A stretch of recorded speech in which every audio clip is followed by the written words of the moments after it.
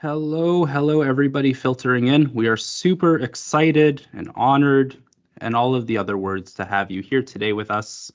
We're going to give a couple moments for people to filter in. Got a lovely beep going on, and we're excited to have you all. Feel free to put in the chat where you're coming in from, where you're dialing into the webinar from. We'd love to see that. It's going to be a really, really great day. We're really, really excited to have you all here. Let's see. We have somebody from Vancouver. Welcome, all the way from the other side of the country. Kim and I are dialing into the webinar from Toronto today. We have Aurelia, Moncton, Pembroke, Calgary, Whitby, Saskatoon, Hamilton, very nice. Bonjour from Montreal, Pittsburgh, Owen Sound. Whoa, this is amazing. I love this. Welcome, everybody. We'll just give it another minute before we get the party started, but if you are dialing in from anywhere in the country or anywhere outside of the country, please feel free to comment where you're coming in from Vancouver, Bancroft. Hello, Louise from Calgary, Toronto, Mission, BC. Welcome, everybody. Sorry if I missed you. Brookside, Nova Scotia, from the East Coast. Let's go. We have over 200 people with us today, and we are really, really excited and honored to get started. And I think we'll just get into it. How does that sound, Kim? Sounds great. I can't wait. Okay, perfect. So I'm just going to give a little bit of an intro and share our land acknowledgement, and we will get right into it today. So my name is Jonathan Friedman, and I'm pleased to welcome you today to today's webinar on Leaders Struggle with Mental Health Too. For those of you who are long-standing attendees of our webinars, welcome back.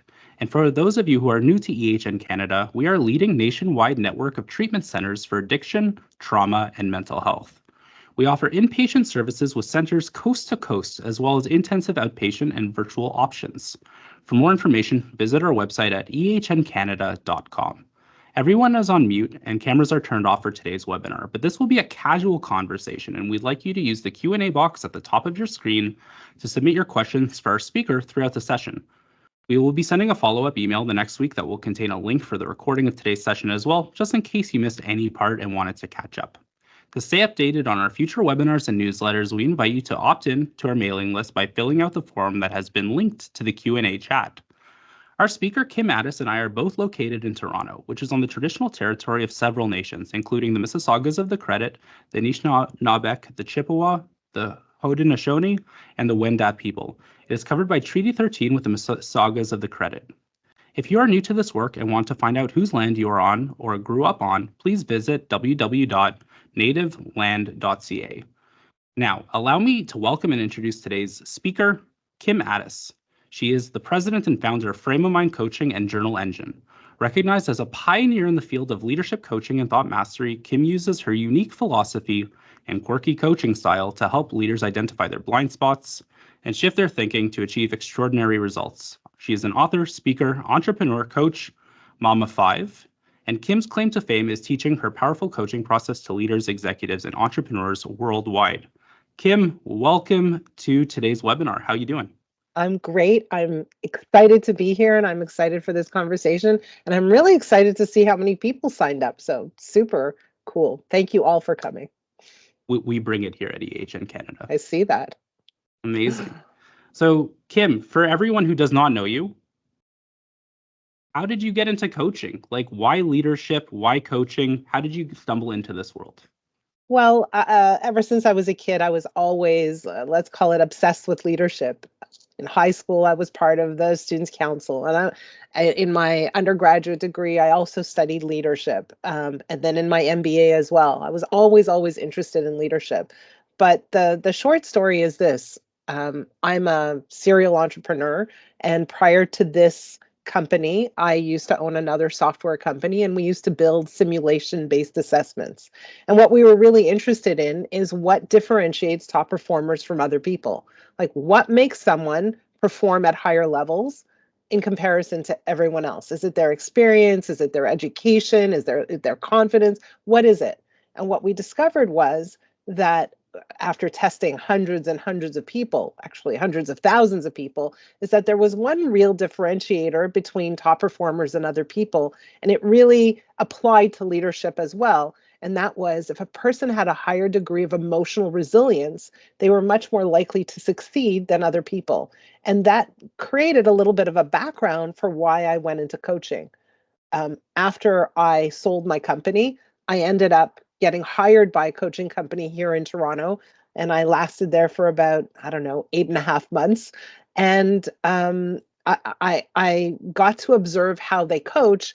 And I had a very strong feeling that their approach was incorrect or faulty. And I decided that I could possibly do a better job. And that's when I started Frame of Mind Coaching. Amazing. Thank you for sharing that. So, like, what is frame of mind coaching? What do you do? How is it different than other coaching methodologies? Give us the rundown. So, Frame of Mind Coaching is an executive coaching company. We coach leaders, entrepreneurs, executives, senior leaders, really across the world. And what we do is we take a very close look at how people think and how their thinking impacts everything they do, see, hear, smell, taste, and touch.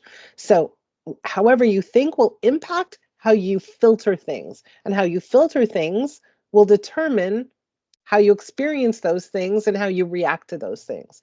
And so when we look at any leader, for example, and the results that they have in their lives, those results are born from their thinking, their beliefs, how they view what's happening in front of them, and therefore what they do with how they view what's happening in front of them.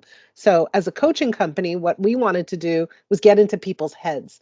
And we really wanted to get a chance to see how people think and how their thinking impacts their actions and their results. And so, what we did was we created a model for coaching that does exactly that. We drill down and we examine how people think and how their thinking impacts their leadership, their team's productivity, all of that.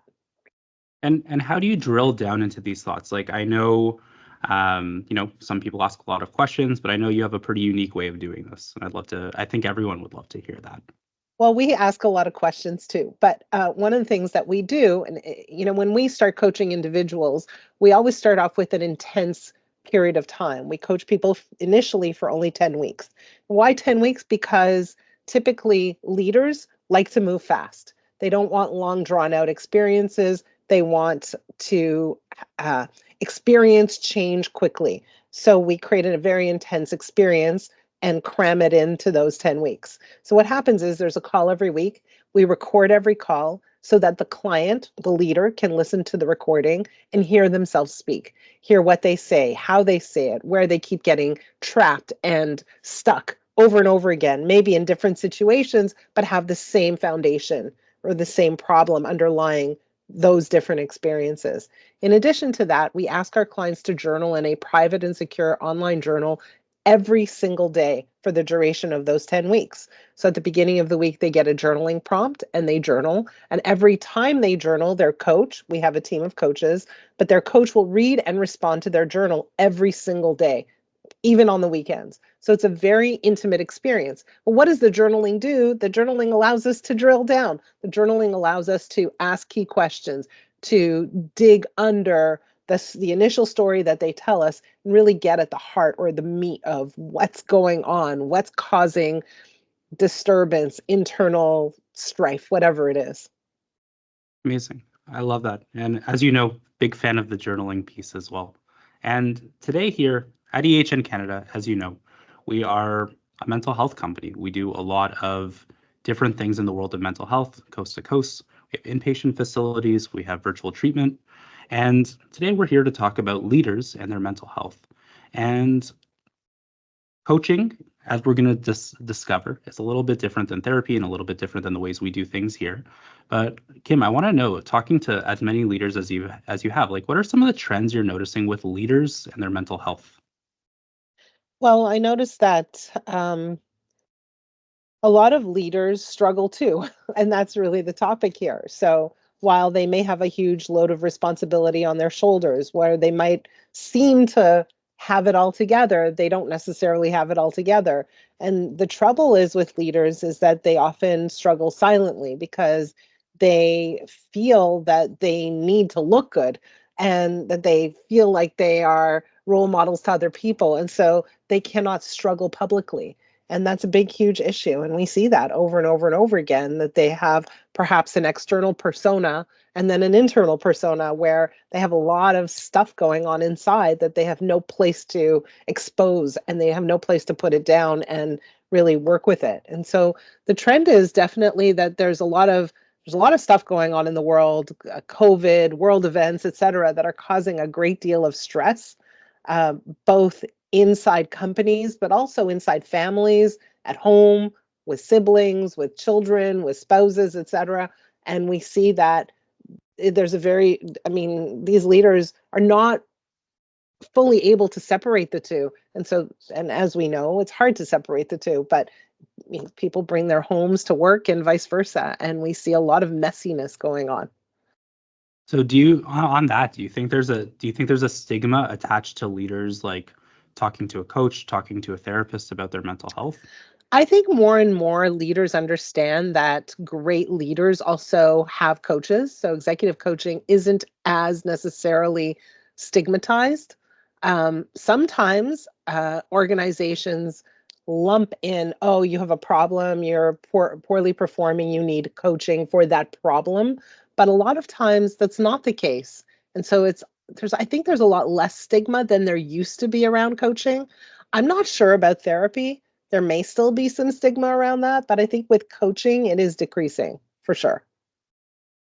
Amazing. And do you feel like leaders more and more are becoming more open? Sorry, I said more many, many times, but do you think leaders are becoming more and more open to approaching these kind of tough conversations about how work is coming into their home life and how home is coming into their work life? Or do you think it's still kind of a struggle getting them there? I think for some people, they say, I don't need help at all. I'm good, when they're clearly not good. But I think that it's becoming more and more accessible and more um, acceptable to work with an executive coach. And so I think it's becoming normalized to some extent. And in fact, it's not only becoming normalized, I think it's becoming um, part of the executive requirement to have some level of support.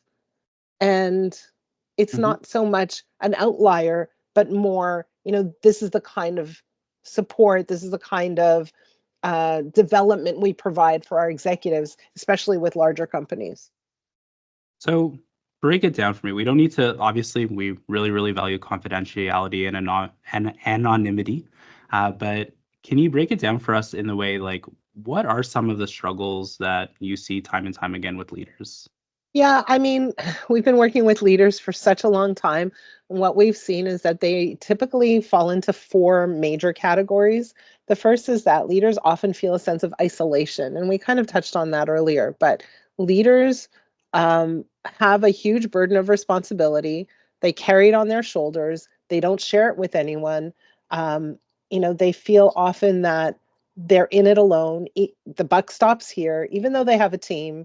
At the end of the day, they are the ones held accountable, whether things work or whether things don't work. It's a reflection on them, and they don't really have anyone to share that feeling with. And so they are very much isolated, even in a home environment, because they go home and very often the people in their lives don't really know what they're up to, what they're doing. And so they feel very much alone and isolated. So that's the first thing. The second thing is that we see leaders, even though they are typically really good communicators, they often have strained relationships. What we see is that leaders experience a friction in their relationships. And we see that at work, we see that at home. Why? Because leaders often feel that other people aren't working as quickly as they don't think as fast. They don't row in the same direction. They don't have the same sense of urgency. Other people don't behave up to their standards. And so they're often assessing how other people show up. And sometimes what we see is a very obvious external strain. And that could be a strain related to, how one person talks to another. Like they were mean, they were angry. There was a tone in their voice. But oftentimes that strain that we're talking about is quiet, it's internal. So a leader might feel a sense of discomfort or disappointment with the performance of somebody else, they keep it quiet. They don't say anything. And we see that building up inside of them. They don't necessarily know how to handle it appropriately, or they feel like they've had the discussion once and still the problem exists. This strain also happens or exists in a home environment because they come home, other people don't really know what they're up to. They feel like they're busy, they have responsibilities, they're distracted, they're not able to be fully present all the time. And so we see that around them, they are not satisfied with others and at work, and then at home, people aren't always satisfied with them. And so that's the kind of strain that we see. The third one is what I would call chronic dissatisfaction and self-doubt. And what we see is highly driven leaders achieve a lot, but oftentimes they feel like something's missing. They're not where they want to be. They're not achieving the goals that they think they should be achieving at this point. And so they ask themselves, what's wrong with me? What am I missing? Where am I falling short? I should be able to achieve this goal. Maybe, I'm not as good as I ought to be, or I think I should be. And so there's this feeling inside of them that, they're missing a piece that's really critical to their success, and they don't know how to achieve that. The fourth one is what I coined a term called slippage. What is slippage? It's when very highly driven leaders let important things slip through the cracks. And they let these things slip through the cracks in their quest for success. It could be their health. They're not eating properly. They're not sleeping properly. They're not having a lot of fun.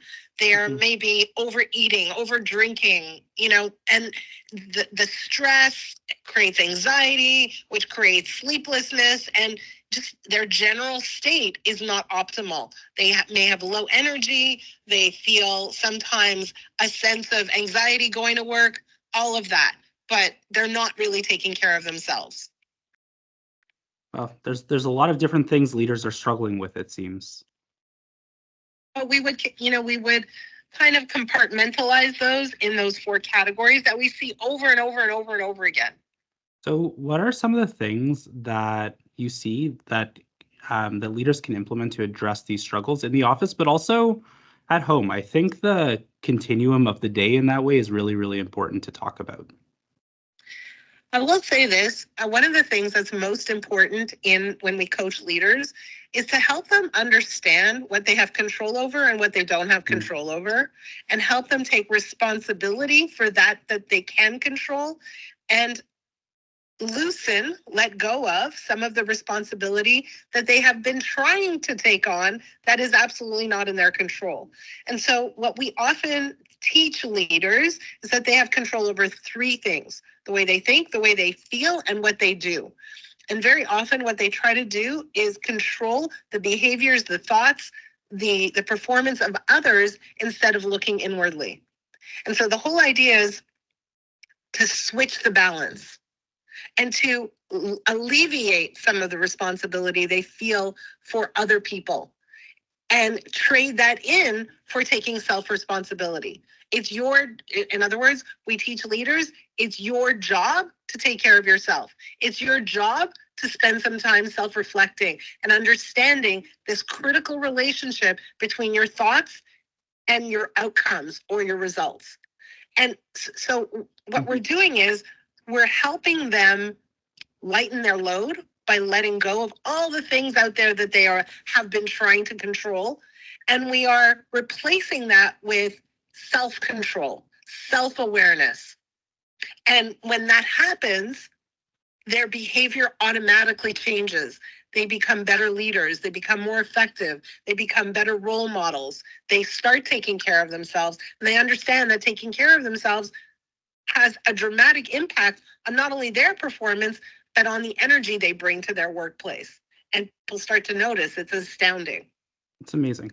So Kim, actually, we have some questions, and I'm gonna do these not in order of when they came in, although I appreciate the order they came in. I'm gonna go in order of where I think we are, and there's some questions that I think I can sort of put together. Are we good to go with that? Does that sound okay? Let's go. Yeah, great. Go. Question. So just because we're talking about the different leadership struggles and how we can implement, I'm wondering, there's this question, and we have it from Darlene. Do you have any strategies for engaging leaders with egos who still hold to believe that coaching is not a value? So when we look at anybody with egos, what we understand that people with egos also have agendas. They have things that they want to get done, right? People with egos have a very clear idea of what they want, but oftentimes their egos interfere with their ability to get what they want. And so when we work with people with egos, we focus on drilling down to what they actually are looking for themselves. And what we do is we help them understand that their current approach isn't necessarily leading to the outcomes that they want. And so whenever we work with people with egos, how do I explain it? We get on their side and we say, we want to help you reach your goals. You join the resistance. Well, we don't join the resistance. We join their desire. Mm-hmm. We align with their desire for a specific goal or outcome. Mm-hmm. We don't necessarily, as a coach, I'm not tied to that goal or outcome, but we want them to know that we're on their side. We're on their team. We want to help them live the lives and achieve the goals that they are driven to achieve. And when they feel that we're on their team, right, that we are for them, that we see how important this is, how hard they're working for that, at that point, we show them that their approach isn't necessarily getting them to where they want to go. And that's when coaching comes into play. And that's when we say, here's a different approach. And here's why coaching might be super effective for you, because it will help you achieve your goals. So what would that kind of trade up or trading up look like? Well, you know what? Trading up refers to the idea of improving your thinking one thought at a time. Mm-hmm. That's what trading up refers to. So when you have a negative belief that is destructive or self-harming, what we want to do is bring awareness of that belief. So in this case, a person with a high level of ego might think, nobody's as good as me. Okay, that's a good idea, right? Like that person with a lot of ego might think that way.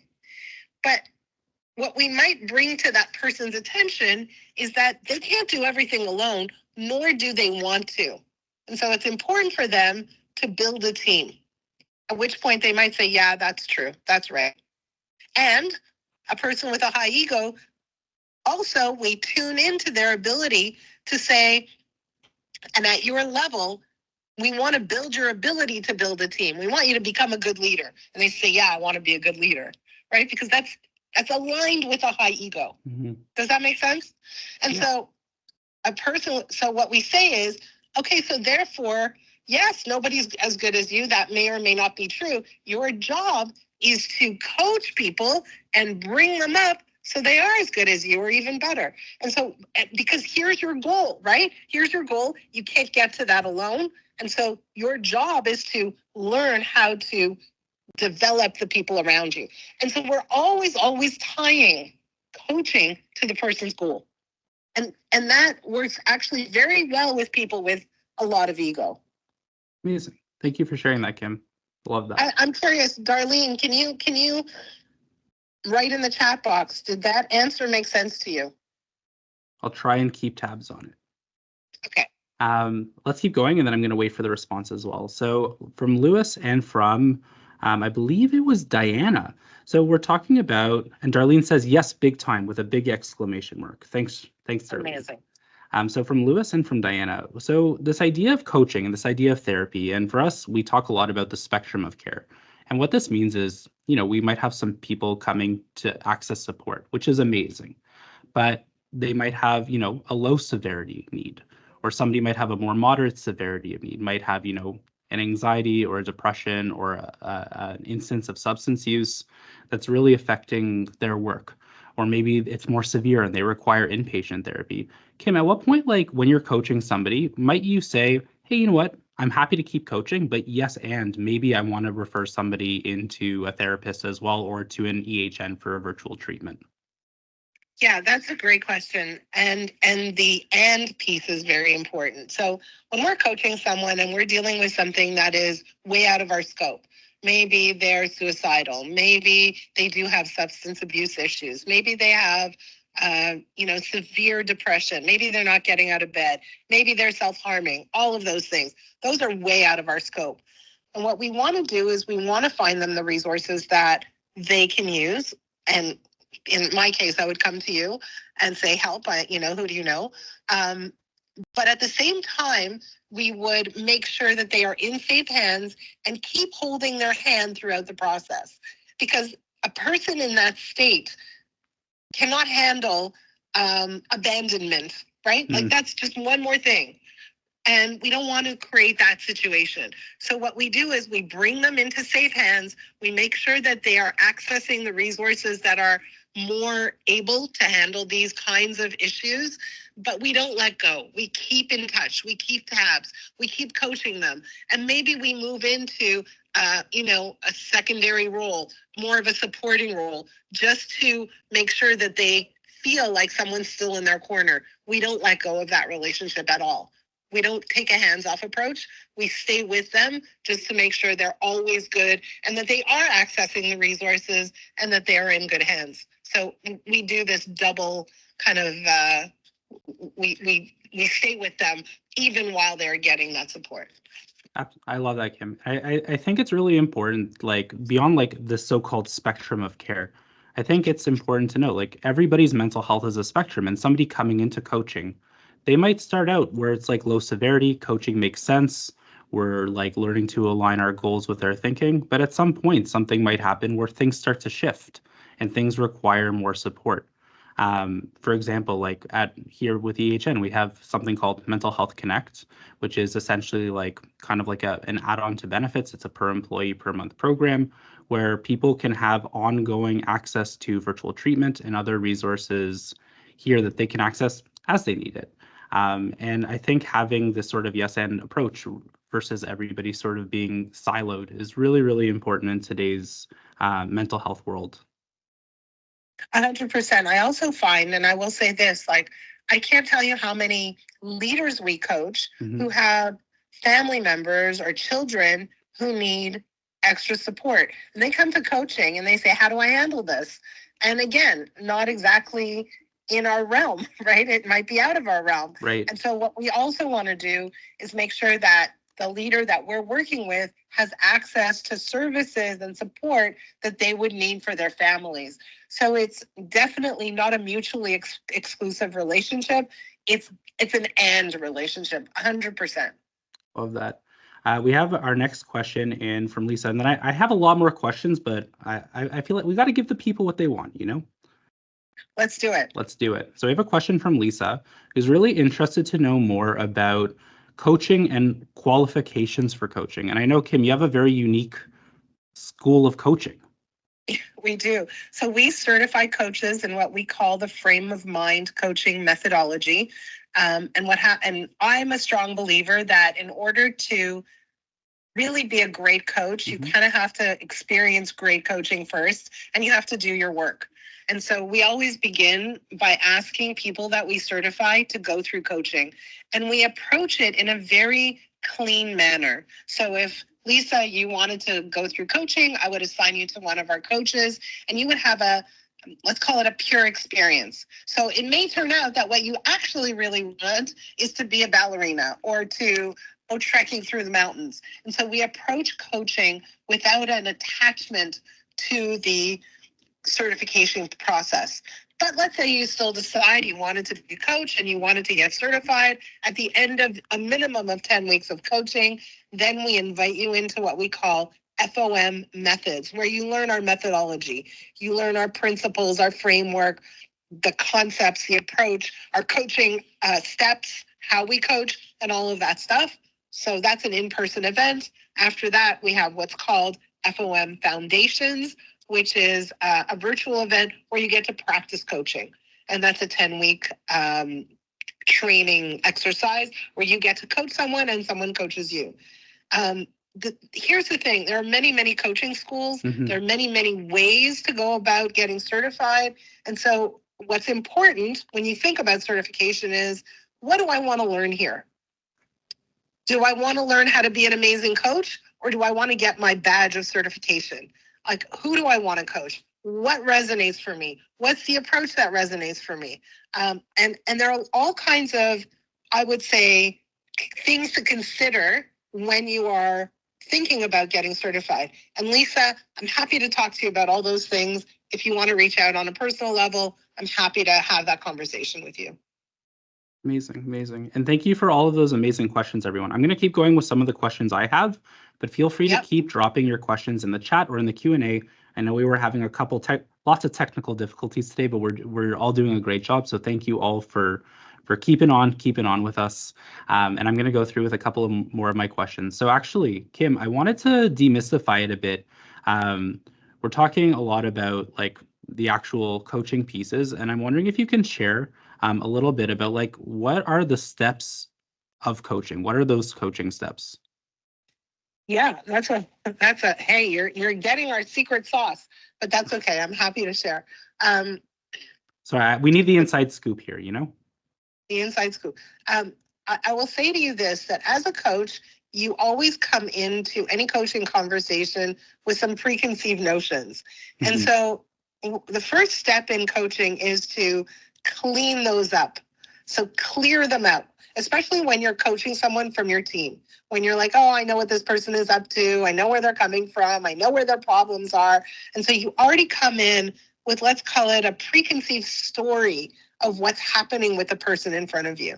And step one in coaching is to eliminate that story, is to have like a moment with yourself to say, everything I know, everything I believe to be true, I'm going to suspend that. I'm going to clean that up, put that on the back burner. It's not entering this conversation. I'm coming in with curiosity, with a clean slate, and I'm here to learn. So that's thing number one.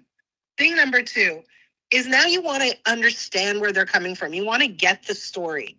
And what I mean by that is everybody has a reason that they are showing up the way they do. If they're struggling, there's a reason. If they're performing really well, there's a reason. And so step number two is you want to get the story. If something happened for them, if they had a conflict, they had a problem with a client, whatever it is, you want to get the story. And getting the story means asking who, what, where, why, when, how. Just the basic facts. Tell me your side of the story, or tell me your story. And step number three is what I call digging under the story. And what that's about is that often people, when you say like, okay, tell me the story, they give you a very small component of the story. Right. And there's so many details they don't bring to the table. And so your job is to go and find those details. Why? The devil's in the details. The details will help you understand how people see the world, how people react and respond to things, how people think. And most importantly, it will help you see what they believe to be true. The word beliefs in coaching is critical. It will help you understand what their beliefs are and how their beliefs are driving their actions or inactions. And so step number four is to identify those beliefs and what I call encapsulate, and to capture their emotional state. You're following the emotion and you're able to communicate an understanding of their emotional state in words that perhaps they have never used. So step four is to identify their beliefs and encapsulate their beliefs. And if you haven't done this part, then you cannot coach. Like, this is what I call the apex of coaching. It's in that moment when you're able to really capture what's going on for someone and express it in a way where they say, yes, that's exactly right. Then you have the green light to coach. And what does coaching really look like? It's perhaps looking at some of those beliefs and challenging them by saying, hey, this belief doesn't line up with your goals. It doesn't serve you. So let's go back to the person with ego. Their belief is nobody's as good as me. Yeah, it may or may not be true, but if you believe that to be true, you'll never find anyone who's as good as you, and it doesn't line up with where you want to go. That belief isn't serving you. It's keeping you apart from people. right? So Yep. that's what coaching sounds like. But those are the 5 steps. They sound easy, but they take a lot of practice and they take skill until it becomes very natural. Amazing. And Deborah, I see your question. We're going to get to it in just a minute, but I want to keep going here for a second because I think this is really important. That getting the story and digging underneath the story is a big step in seeing sort of like what the needs of our clients really are, right? We might have somebody coming to us for performance coaching, but we might see that there's actually like a struggle with alcoholism going on underneath. And we wouldn't really know that if we're not asking the questions, right? And we have to ask all the questions and we have to be curious.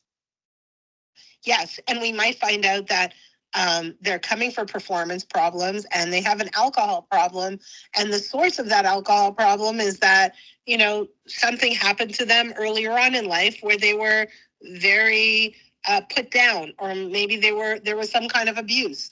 And that experience is living actively in their lives right now. Love that. So let me ask this. Okay, we're a leader, we're a budding leader, we're growing into a role. Could be, that could be as a parent, it could be at work. Actually, let's talk about work first. Like, how do you have some of these conversations at work? Like, whether we see maybe a leader who's struggling with something, maybe we see an employee who's starting to struggle with something. How do we start to broach these conversations and sort of like open up that proverbial pit, so to speak? I think that there's a thing that happens at work, and people have a belief that work is work and home is home, and the two shall never meet, right? Like at work, we need to be professional and we need to keep our home lives separate from work. We're here to perform a job, keep your drama away from the workplace. And what I will say is that I don't believe we can separate a human being and keep their home life and work life separate. And so I think it's really important for leaders to get personal interest in the people they work with and understand what's happening in their lives. And why? Because it shows up at work, whether you like it or not. And so how do we broach the conversation is by taking interest, by asking questions, by taking the time to get to know the people that work with you and for you. By making work personal. Work is personal. We spend a lot of hours there. So many hours. Right? So many hours. And so I think it's really important for leaders to take the time that they don't believe they have to spend one-on-one personal time with people on their team and get to know them. And that's where conversations open up. That's where it happens. We need to develop trust. Look, I believe that great leaders are also great coaches. So I believe that great leaders need to have coaching skills. And so when we have coaching skills, we take an interest, we engage in the 5 coaching steps, and that's a natural part of the work experience. It happens day in and day out. And so it's not such a unique or abnormal experience. It's part of how we interact. Love that. And so give me an example. So, okay, I'll be honest with everybody. I've been in my job for 3 months. I'm coming in and I want to like start to have more conversations with people. I want to start building the trust with my teams and to be honest, even with the leaders of the company as well. Like, what are some things that I can do? What are some of the questions I can be asking people to start, opening up those conversations? Honestly, you say, what are your goals? Like, what is it that you want to achieve here? What makes that hard? What could be getting in your way? What is a challenge that might make it hard for you to achieve that goal? So you can start on a purely professional level, but you don't have to stay there. So you go up to you're in a one-on-one meeting with somebody on your team. You're asking them about their goals, and then there's 20 minutes of your one-on-one left. Like, what are some of the questions you're asking? You might say, like, what is it that you want to achieve here? Okay, great. What exactly you're going into? What's going to make that possible for you to do? How can I support you? What might interfere with your ability to get that done? And then say, well, what about other things in your life? Do they support that goal? How about your husband or your wife or your partner, whatever it is, right? So you're going beyond the conversation. Amazing. So, and to anybody, we have 15 minutes left. If anybody has any questions that are burning, that they want to ask, that they want to share, we have this time for Q&A for sure. But one of the things that is my personal takeaway, Kim, and people can also leave their takeaways in the chat, is the yes and idea. I really love this idea of, one, how like coaches support transition to different services. I think that's amazing. And I think it's really important that leaders everywhere can be accessing different groups of resources for them, but for their teams, and then also for them, and how really important it is for leaders to be taking that. If you have a message for leaders to be taking home, or one takeaway that everyone should be taking home today, like what is that? I think I have more than one message for Go for leaders. it. Give three. Okay.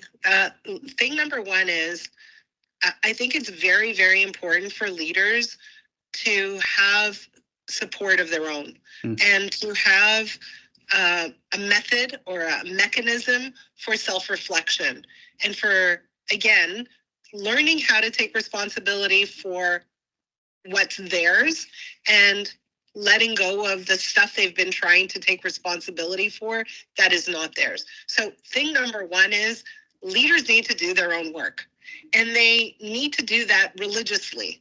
Like the avenue for great leadership is continuous personal development. There's no question about that. So that's thing number one. Thing number two is that I really believe that great leaders are great coaches. And so when you think about your job as a leader, you're in a position of a coach.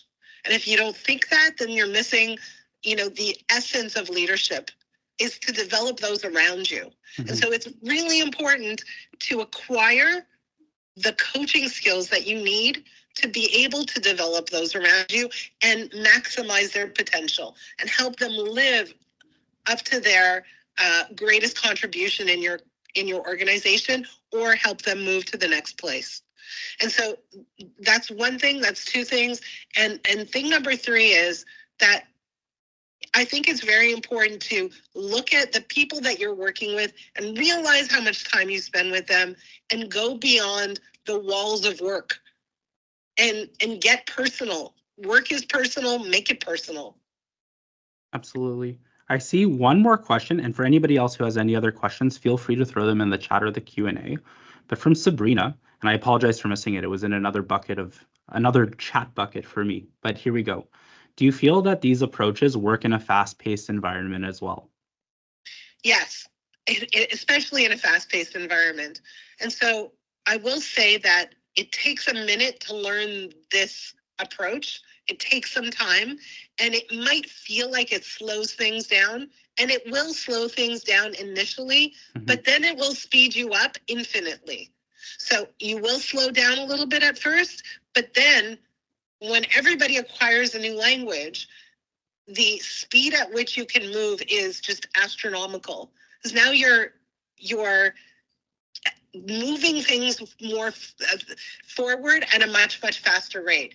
It's quite shocking. So yes, especially in a fast-paced environment. And more crucial in a fast-paced environment, because that's where many people come to the table with limiting beliefs, and if we can easily address them, we can move forward faster. We can come up with better solutions. We can create new services, products at a faster rate, all of that. Love that. When we take care of our people, we move faster. 100%. Amazing. So if you're a leader looking for support, it's important to know that you have a lot of different options. We have things like Kim's amazing work, frameofmindcoaching.com. Feel free to check it out. Also her journaling software, JournalEngine.com. I think that's what it still is, right? Still is, JournalEngine.com. Perfect. Check it out. And if you're interested in learning more about EHN services for you, for your family members, for your loved ones, for people on your team through our Mental Health Connect service, feel free to check us out at ehncanada.com. I want to thank you all for joining us today on this webinar. It will be on our website at ehncanada.com. We've changed things up recently, and under About, we have a webinar section right now, tab. So you'll be able to check out this webinar there as well. We'll also be sending out an email in a couple weeks for a survey and with the link to the webinar as well. Thank you all so much and thank you for that amazing feedback, Deborah, Josephine, and Sonam. We got lots of thank yous, lots of enlightenment. So thank you all. I hope you all have a wonderful Tuesday. Hopefully everyone gets some lunch, and we'll see you soon. Thanks so much, everyone.